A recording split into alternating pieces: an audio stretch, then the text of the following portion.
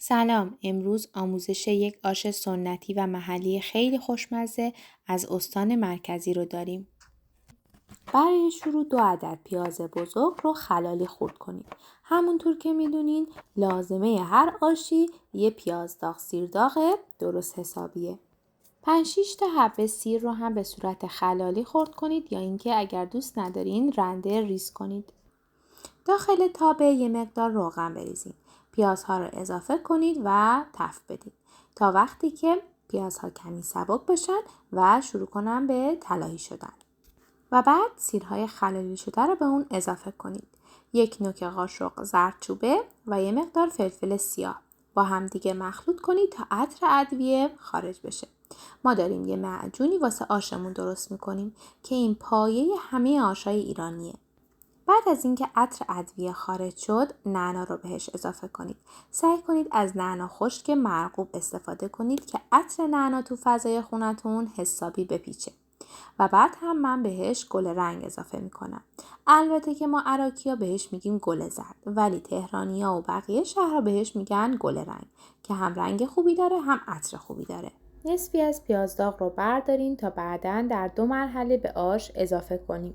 مقداری نخود و لوبیا چیتی داریم که بهتره چند ساعتی خیس بخورن تا نفقشون گرفته بشه. قبل از پخت آش نخود لوبیا رو جداگونه بپزین. در حدی بپزین که وقتی نخود رو بین 2 انگشتتون فشار میدین یک مقدار خامی داخل نخود باقی بمونه. داخل قابلمه نخود لوبیای پخته شده، جو پوست کنده و سبزی رو اضافه کنید. اولویت اصلی با سبزی تازه هستش، اما اگر نداشتین از ترکیبی از گشنیز جعفری و سبزی قرمه خشک شده استفاده کنید.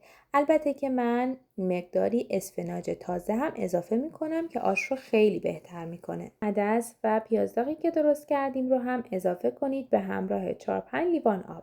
حرارت رو زیاد کنید تا به جوش بیاد. بعد از اینکه به جوش اومد درش رو بذاریم و اجازه بدین 1.5 ساعت بپزه. حد فاصل این زمان پیاز داغی که جدا برداشته بودیم رو هم اضافه کنید. در حد فاصل این زمان 1-2 بار آش رو مخلوط کنید تا اینکه ته نگیره. بعد از 1.5 ساعت پخت میبینین که دیگه مواد آش کاملا پخته شدن، به خورده هم رفتن و آش جا افتاده. حالا نوبت اضافه کردن کشکه که من از 1 پیمانه کشک استفاده کردم. شما ابتدا نصفش رو اضافه کنید، مزه کنید و اگر دوست داشتین که ترش‌تر باشه بقیه کشکتون رو هم اضافه کنید.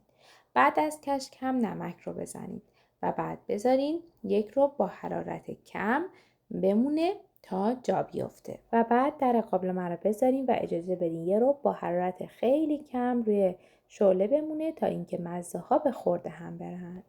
این آش جذاب رو با هر چیزی که دوست داشتین تزیین کنید.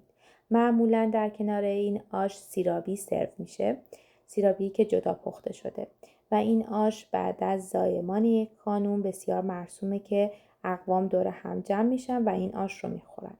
در زمستونم که بسیار بسیار میچسبه. امیدوارم این آش رو درست کنید و از خوردنش لذت ببرید.